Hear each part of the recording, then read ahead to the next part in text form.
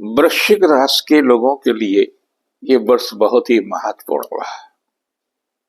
कारण भी है, एक कई महीनों से आप शनि का लघु कल्याणकारी ढैया का सामना कर रहे थे। 29 मार्च को आप शनि के लघु कल्याणकारी ढैया से मुक्त हो जाएंगे। आपका शनि का जो प्रभाव है वह समाप्त हो जाएगा, तो आपके लिए तो अच्छी बात है। वृश्चिक राशि या लग्न के लिए दो चीजों का बहुत सावधानी रखने की आवश्यकता है। इसमें शुक्र बहुत ही अनिष्टकारी होता है। अगर आपके लग्न और राशि एक ही है तो आप हीरा न पहने, श्वेत वस्त्रों का प्रयोग कम से कम करें, खाने में सफेद चीजों का प्रयोग कम से कम करें। इस बात का इस वर्ष भी ध्यान रखेंगे। धार्मिक दृष्टि से आपके लिए वर्ष बहुत ही महत्वपूर्ण होगा। धार्मिक यात्राएं भी मिलेंगी, आर्थिक मामलों में सफलताएं भी मिलेंगी, यश और कीर्ति में लाभ मिलेगा।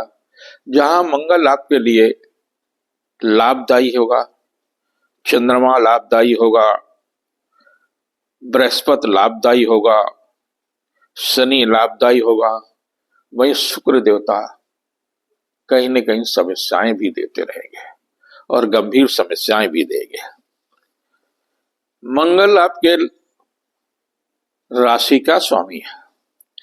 3 जनवरी को मंगल वक्री होंगे और ये कहां वक्री होंगे? आपके भाग्य में, अर्थात आपके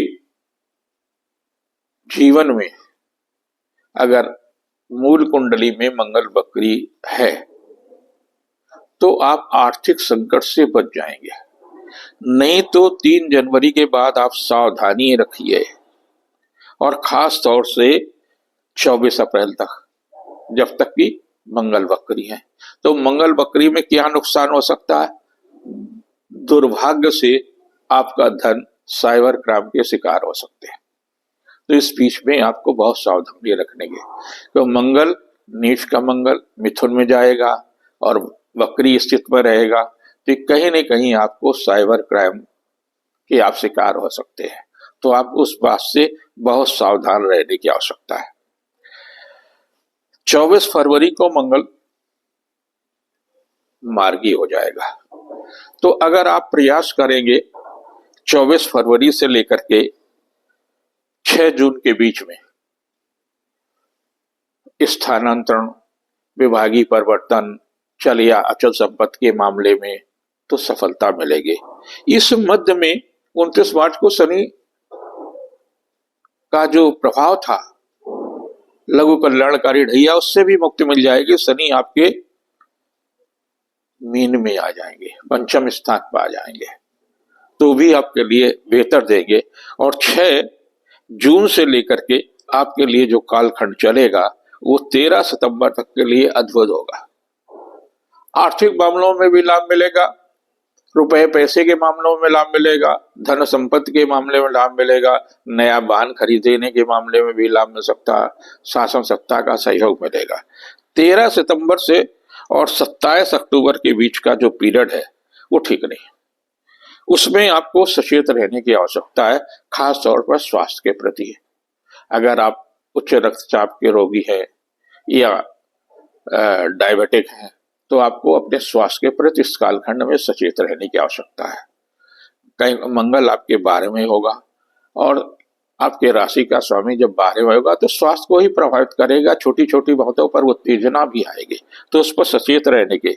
और 27 अक्टूबर के बाद का जो कालखंड होगा वो फिर अच्छा होगा, आर्थिक मामलों में भी अच्छा होगा, यश और कीर्ति में वृद्धि होगी, शासन सत्ता का भी लाभ दिलाएगा। ये तो था मंगल का लाभ देने की स्थिति। अब शुक्र की कहां कहां किस किस तरह से आपके साथ खराबी करेगा। 28 जनवरी को शुक्र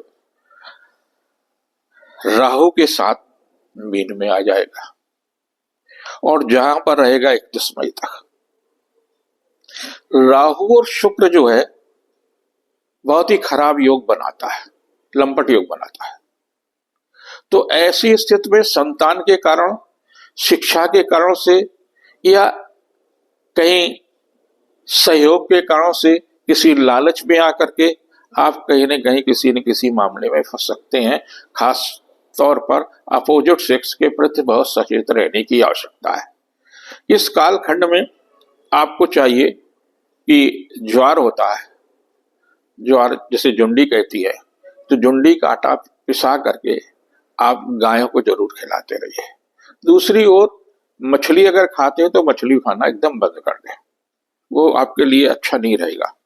31 मई से लेकर के फिर आपकी जो स्थिति आएगी 29 जून तक मंगल होगा आपके राशि, शुक्र होगा आपकी राशि से छठे। तो जब छठे होगा तो कहीं न कहीं आपको स्वास्थ्य से संबंधित बीमारी देगा, नाते रिश्तेदारों के कारण से भी तनाव देगा, व्यर्थ की परेशानियां देगा। 29 जून से और 26 जुलाई के बीच में पारिवारिक सुख में वृद्धि कराएगा, आर्थिक मामलों में लाभ देगा, रिश्तों में निकटता देगी, अच्छी स्थानांतरण देशांतरण की भी स्थिति बनाएगा। 26 जुलाई से लेकर के और 20 अगस्त के बीच में दाम्पत्य जीवन में कुछ समस्याएं आ सकती है, गलतफहमियां हो सकती हैं, ससुराल पक्ष के प्रति भी हो सकती है या जीवन साथी के प्रति भी हो सकती है, तो सावधानी रखने की आवश्यकता है। 20 अगस्त से लेकर के आपके लिए जो कालखंड चलेगा 2 नवंबर तक का, वो काफी ठीक होगा। महिला अधिकारी का सहयोग मिलेगा, व्यवसायिक प्रतिष्ठा बढ़ेगी, धन यश की कीर्ति में वृद्धि होगी, रिश्तों में निकटता आएगी। और 2 नवंबर के बाद का जो पीरियड होगा 20 दिसंबर तक, फिर सचेत रहने की आवश्यकता स्वास्थ्य के प्रति, रुपए पैसे में लेन देन के प्रति। इस बीच में भी किसी महिला के कारण से या अपोजिट सेक्स के कारण आपके साथ ठगी, धोखाधड़ी, छल कपट की स्थिति आ सकती है, तो सावधान रहने की आवश्यकता है। अब आपके साथ में बृहस्पति की क्या स्थिति रहेगी पूरे वर्ष? बृहस्पति धन का कारक है, बुद्धि के कारक है, परिवार से संतान का कारक है, क्रिएटिव यानी सृजनात्मक कार्यों के लिए कारक है, धार्मिक मामलों में कारक है। तो बृहस्पति आपका प्रारंभ में ही वक्री है गुरु, और 4 फरवरी को वो मार्गी हो जाएंगे। तो 4 फरवरी के बाद में बृहस्पति की स्थिति काफी अच्छी होगी, और 4 फरवरी से लेकर के 14 मई के बीच में मांगलिक, सांस्कृतिक और धार्मिक यात्राएं भी होंगी, रिश्तों में मजबूती आएगी, जीवन साथी का सहयोग और सानिध्य मिलेगा, व्यवसायिक मामलों में सफलता मिलेगी। अब 14 मई को ये जब मिथुन में आ जाएगा तो आपके राशि से 8वें हो जाएगा, और ये रहेगा आपके साथ में 18 अक्टूबर तक। 18 अक्टूबर तक मिथुन में रहेगा। तो मिथुन में जब बृहस्पति रहेगा तो ये कहीं न कहीं आपके राशि से 8वें धार्मिक यात्राएं करा सकते हैं, आध्यात्मिक मामलों में आपको सफलता दे सकता है, और कुछ न कुछ व्यर्थ के खर्चे भी देगा, व्यर्थ की परेशानियां भी देगा। संतान के कारण से चिंतित भी रहेंगे, संतान के कारण से मन अशांत रहेगा, शिक्षा प्रतियोगिता के कारण से भी मन अशांत हो सकता है। और 18 अक्टूबर से फिर ये कर्क में आ जाएगा, और जहां पर रहेगा 5 दिसंबर तक। तो ये फिर अच्छी स्थिति पे आप होंगे, धार्मिक प्रबंध में वृद्धि होगी, पिता का सहयोग मिलेगा, धर्म गुरु का सहयोग मिलेगा, रिश्तों में निकटता आएगी, जीविका के क्षेत्र में प्रगति होगी, व्यवसायिक मामलों में सफलता मिलेगी। लेकिन अब आप देखिए कि वृष, मिथुन और कर्क 3 राशियों में एक वर्ष में बृहस्पति जा रहा है, तो इसे कहते हैं अर्थचारी बृहस्पति। तो अर्थचारी बृहस्पति होने के मतलब ये है कि आप अगर अपना निजी प्रगति करना चाहते हैं आध्यात्मिक दृष्टि से, तो आपको सफलता मिलेगी। लेकिन अगर धार्मिक मामलों में ही केवल फंसे रहना चाहते हैं, धार्मिक, जिसमें उतार चढ़ाव की भी स्थिति होगी, कभी आपको प्रतिष्ठा मिलेगी, कभी अपयश मिलेगा, कभी कभी किसी न किसी मामले में तनाव भी मिलता रहेगा। अब आप देखिए कि आपके साथ शनि परिवर्तित हो रहा है। शनि 29 मार्च को आपकी राशि से पंचम आ जाएंगे, और 13 जुलाई को ये जो है वक्री हो जाएंगे। जब वक्री हो जाएंगे तो मूल कुंडली में अगर वक्री है तो बहुत ही अच्छा लाभ होगा, सृजनात्मक कार्यों में आपको सफलता मिलेगी, संतान के मामले में सफलता मिलेगी, पारिवारिक दायित्व की पूर्ति के मामले में सफलता लाएं, निर्माण कार्य में, शोध कार्य में, तमाम जो जिससे आपकी प्रतिष्ठा बढ़े, जिससे आपके गरिमा में वृद्धि हो, ये सारे कार्यों में लाभ मिलेगा। और 28 नवंबर को फिर से ये मार्गी हो जाएंगे। तो 28 नवंबर के बाद का जो पीरियड होगा वो काफी अच्छा होगा, व्यवसायिक दृष्टि से भी अच्छा होगा, संतान के मामलों में भी अच्छा होगा। ये शनि काफी आपके लिए राहत लेकर के आएगा। अब आपकी कुंडली में जो महत्वपूर्ण राहु और केतु है, राहु पंचम में है, राहु का पंचम स्थान पर, और 18 मई को ये चतुर्थ हो जाएंगे। तो जब चौथे हो जाएंगे राहु, तो कहीं न कहीं आपको पारिवारिक मामलों में संतुलन बनाए रखना होगा, क्योंकि पूरे वर्ष रहेंगे। 7 महीने जो है, 18 महीने एक राशि में रहते हैं, तो पूरे वर्ष रहेंगे। और केतु चले जाएंगे आपके 10वें स्थान पर, यानी शासन सत्ता, इनसे भी सचेत रहने की आवश्यकता है। व्यर्थ की उलझने मिल सकती, व्यर्थ की परेशानियां मिल सकती। कुल मिलाकर के आपके लिए वर्ष उपलब्धिपूर्ण होगा, लेकिन छल कपट से बचे रहें। साइबर क्राइम के शिकार हो सकते, अचानक धन हानि हो सकते, रिश्तेदार या दोस्तों को दिया गया धन भी डूब सकता है। तो इस मामले में भी केवल सावधानी रखने की आवश्यकता है। धनु राशि के लिए ये वर्ष बहुत ही महत्वपूर्ण होगा।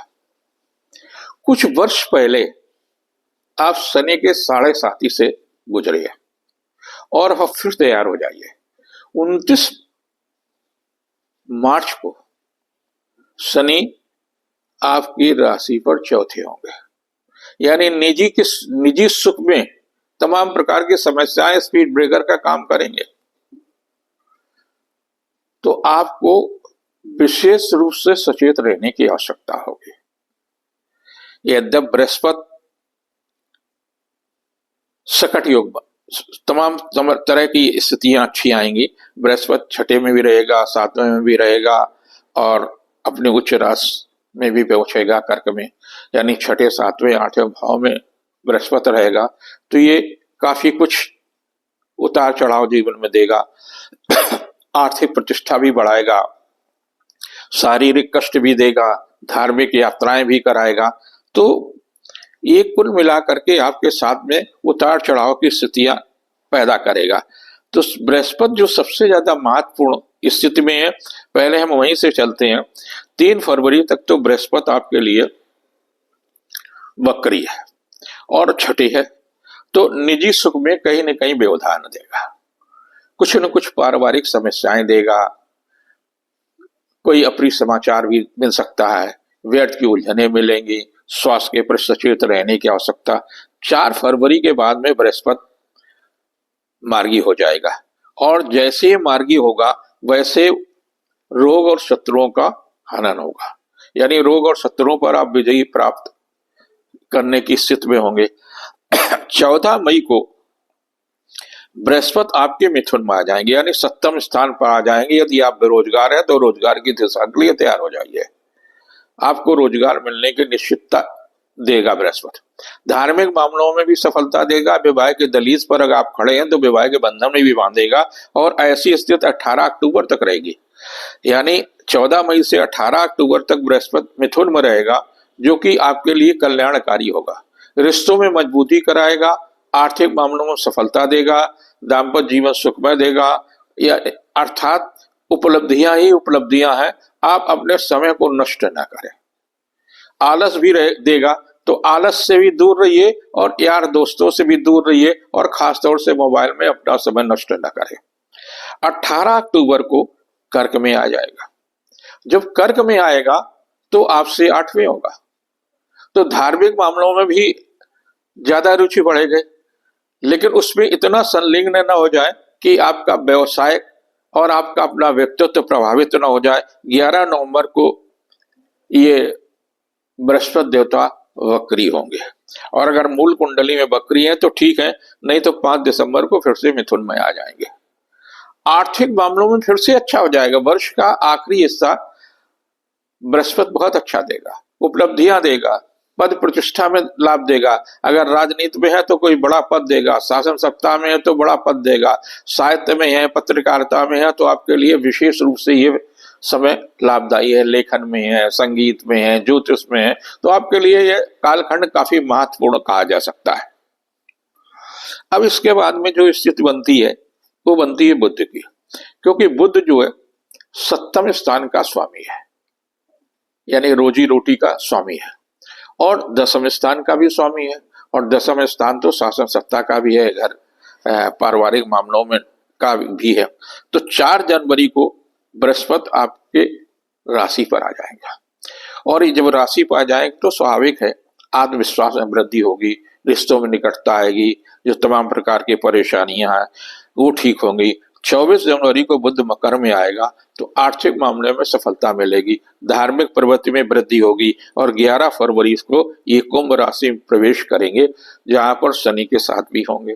तो रिश्तों में भी निकटता आएगी, पारिवारिक जीवन में भी सुविधा होगी, दूसरों से सहयोग लेने में भी सफलता होगी। 27 फरवरी को ये मीन में आ जाएंगे। जब 27 फरवरी को मीन में आ जाएंगे तो मीन में राहु के साथ होंगे, और ये 18 मई तक, 18 मई को राहु जो है कुंभ राशि में प्रवेश करेगा, लेकिन अभी तो यहीं पर होंगे। तो यहाँ पर जब मीन में होंगे और मीन में ये 6 मई तक रहेंगे, यानी 6 मई तक का जो कालखंड होगा, इस कालखंड में आपको सचेत रहने की आवश्यकता है। सहायता करें, लेकिन एक सीमा तक सहायता करें कि आपको जैसे यज्ञ कर रहे हैं, यज्ञ करते समय हवन जब आप करते हैं तो उसमें हाथ नहीं जलने चाहिए, अग्नि से थोड़ी सी दूरी बनाकर रखना चाहिए, यानी शक्ति से दूरी बनाकर रखें। इसी प्रकार से शासन सत्ता, घर की शक्ति, बाहर की शक्ति, तो इन ऊर्जाओं से आपको जो है ऋणात्मक ऊर्जा हो चाहे धनात्मक ऊर्जा है, उनसे बचकर के ही रहना चाहिए, क्योंकि राहु और बृहस्पति की जो युति होगी वो ठीक नहीं होगी, बुध के साथ में जो खिलवाड़ होगा वो ठीक नहीं होगा, तो आपको सचेत रहने की आवश्यकता रहेगी। 6 मई से आपकी जो स्थिति बनेगी वो 23 मई के बीच में संतान के दायित्व की पूर्ति होगी, शिक्षा प्रतियोगिता के क्षेत्र में सफलता मिलेगी, व्यवसायिक प्रयास सार्थक होगा, जीविका के क्षेत्र में प्रगति होगी। 23 मई को बुध जो है वृष राशि में रहेगा, जहां पर 6 जून तक रहेगा। ये स्वास्थ्य के लिए निर्मल है, दाम्पत्य जीवन में भी परेशानियां आ सकती हैं, आर्थिक मामलों में जो काम हो सकता है। 22 जून से और 30 अगस्त के बीच में सिंह की जो स्थिति है तो वो आपके लिए काफी महत्वपूर्ण होगा, धन सम्मान में वृद्धि होगी, पारिवारिक प्रतिष्ठा होगी, शासन सत्ता का भी सहयोग मिलेगा। 30 अगस्त से लेकर के आपके लिए 2 अक्टूबर के बीच में महिला अधिकारी से सहयोग मिल सकता है, पारिवारिक महिला का सहयोग रहेगा, व्यवसायिक प्रतिष्ठा बढ़ेगी, स्वास्थ्य में सुधार होगा। 2 अक्टूबर से 24 अक्टूबर के बीच में संतान के दायित्व की पूर्ति होगी, रिश्तों में निकटता आएगी, पारिवारिक जीवन सुखमय होगा। 24 अक्टूबर से और 6 दिसंबर का जो बीच का कालखंड है ये काफी कुछ उतार चढ़ाव का होगा। स्वास्थ्य के प्रति इसमें सचेत रहने की आवश्यकता, कुछ पारिवारिक तनाव भी दे सकता। आप गायों को हरी सब्जियां जो आप खाते हैं उनको जरूर खिलाइए, उनको चारा भी खिला सकते, वो भी आपके लिए लाभदायी होगा। अब स्थित शनि को आ जाइए। शनि काफी महत्वपूर्ण है, और शनि आएगा आपके चौथे, जब शनि 29 मार्च को मीन में आ जाएगा, और ये 18 मई तक राहु और शनि की युति होगी। राहु और शनि की युति होगी तो राजनीतिक लोगों से दूरी बनाकर रखना ही, क्योंकि उनके कारणों से आपको राजनीतिक परेशानियां हो सकती हैं, व्यवसायिक परेशानियां हो सकती हैं, तो संयम से रखने की आवश्यकता है। 8-10 जीवित मछलियां बुधवार के दिन बहते हुए जल में इस कालखंड में अगर डालते रहेंगे तो ज्यादा अच्छा रहेगा आपके लिए। 13 जुलाई को शनि देवता वक्री होंगे। जब शनि देवता वक्री हो जाएंगे और राहु की भी स्थिति आप हट जाएगी, राहु चले जाएंगे आपके तीसरे भाव में, तो आपके लिए कालखंड काफी अच्छा होगा। दूसरों से सहयोग लेने में भी सफलता मिलेंगे, धन सम्मान, वाहन, मकान, चल या अचल संपत्ति के मामले में धन व्यय होगा। रुपए पैसे के मामलों में जोखिम न उठाइए, क्योंकि इस कालखंड में 13 जुलाई से 28 नवंबर के बीच में कुछ ऐसी स्थिति होगी जो साइबर क्राइम जैसे अपराधियों के का सामना करना पड़ सकता है, वो कहीं ना कहीं आपको चोट दे सकते हैं। इस तरह से विशेष रूप से सचेत रहने की आवश्यकता है। ये कालखंड आपके लिए काफी, शुक्र भी काफी प्रभावशाली रहता है, लेकिन वो कभी कभी व्यवधान भी देता है। तो आपको चाहिए 4 जनवरी से और 31 मई के बीच का जो कालखंड है, उस कालखंड में विशेष रूप से सचेत रहने की आवश्यकता है, ताकि स्वास्थ्य भी न प्रभावित हो, किसी प्रकार की कष्ट भी न मिले, स्वास्थ्य और प्रतिष्ठा के प्रति सचेत रहने की आवश्यकता है। आपके लिए शनि का आगमन बहुत अच्छा है। हनुमान जी की पूजा करिए, भगवान कृष्ण की पूजा करिए। शुक्रवार की रात को एक कटोरी में सरसों का तेल ले लें, सोते समय अपना चेहरा देखें, और जब सोकर के जगह तो शनिवार होगा उसमें भी चेहरा देखें और तेल को पीपल पर अर्पित कर दें। इसे कहते हैं छायादान। आपके लिए छायादान आवश्यक है, क्योंकि आप पर लघु कल्याणकारी शनि का प्रभाव होगा।